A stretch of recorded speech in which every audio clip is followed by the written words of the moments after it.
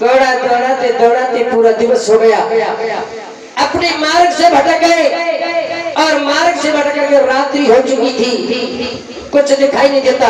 घोड़े को दौड़ाते हुए वही पुराने महल पर आ गई जहाँ सुनीत रहती थी।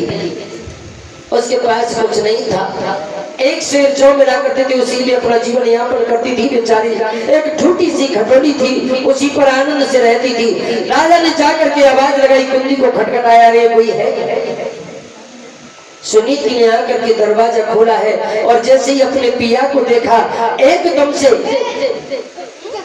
खुश हो गई और पिया को अंदर ले गई। पूछने लगी, महाराज आप यहाँ कैसे? कहीं सुरुचि ने आपको देख लिया तो फिर तुम्हारे साथ क्या होगा? कहने लगे, रानी ऐसी कोई बात नहीं है, मैं जंगल से अपने मार के लिए भटक चुका हूँ, इसलिए तेरे पास आया हूँ।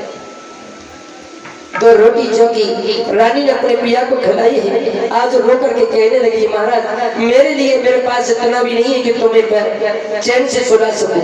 आज रो करके कहने लगी रानी, महाराज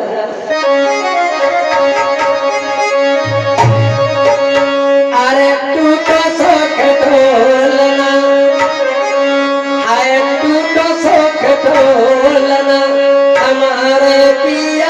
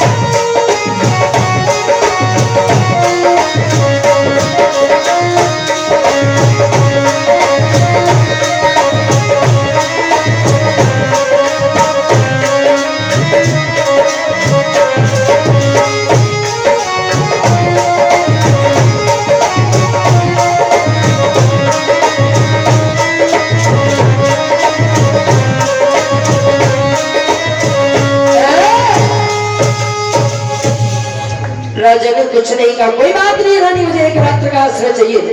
याद रखना भक्तों, उसी दिन से राजा वहीं पर रुके। सुरुचि ने उसी समय से सुनीति के गर्भ धारण हुआ। धीरे धीरे समय व्यतीत होता गया और इधर सुरुचि ने भी गर्भ को धारण किया। काफी समय व्यतीत होने बाद जब 9 महीने व्यतीत हो गए तो सुरुचि के सुनीति के गर्भ से एक पुत्र पैदा हुआ जिसका नाम था ध्रुव, और सुरुचि के गर्भ से भी एक बेटा पैदा हुआ। अब तो दोनों बच्चे आपस में मिलकर के खेलते हैं। एक दिन अनायास ध्रुव खेलता हुआ और राजमहल में पहुंच गया जहाँ राजा बैठे हुए थे, राजा सिंहासन में बैठे हुए थे।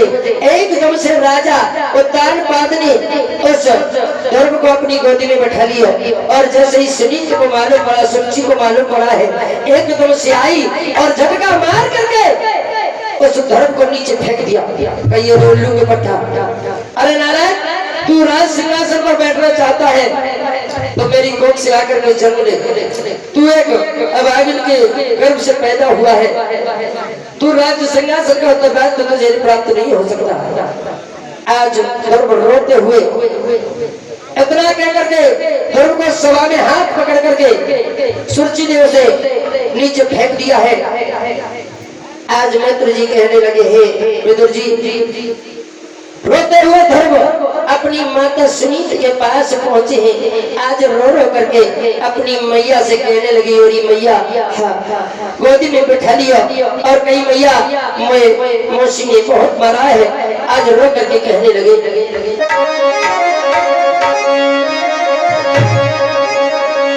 इधर ध्रुव को रोते हुए देखा, मैया सुनीति ने अपने पुत्र को गोदी में बैठा लिया ध्रुव को लिए और पूछने लगी रो करके, बेटा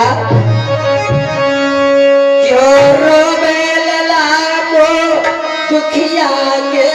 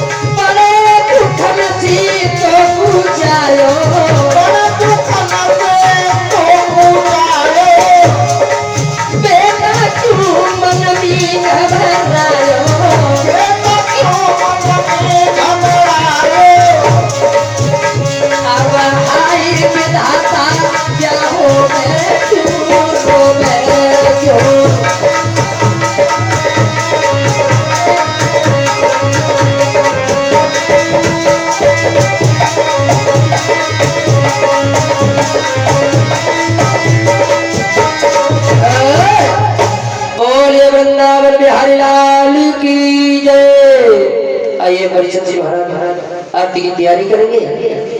इससे आगे की कथा रात्रि में सुनाई जाएगी और सभी भक्तवर मेरी माता बहनें सभी प्रेम से अपनी वाणी को पवित्र करते हुए एक कीर्तन बोलेंगे। इसके बाद आरती होगी।